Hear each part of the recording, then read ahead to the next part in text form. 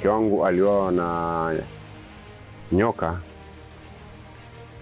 mwaka wa 2018 mwezi wa 4. Maafisa walipokuja nyumbani wakashughulika, nikaenda nikaandikisha kila kitu. Sasa tuliendelea tukingojea, japo safari ilikuwa ni ngumu kidogo, maana mke wangu aliniacha na watoto wawili ambao mmoja alikuwa kwa darasa la 7 na mwingine alikuwa darasa la 8 ambao kwa sasa wote wamemaliza. Niliona ujumbe ulikuja wa kunitisha kuwa ninafidia kidogo. Tukapewa cheki zetu. Japo sasa si kwamba si mtu aliyelipwa, ni kama walitufuta machozi.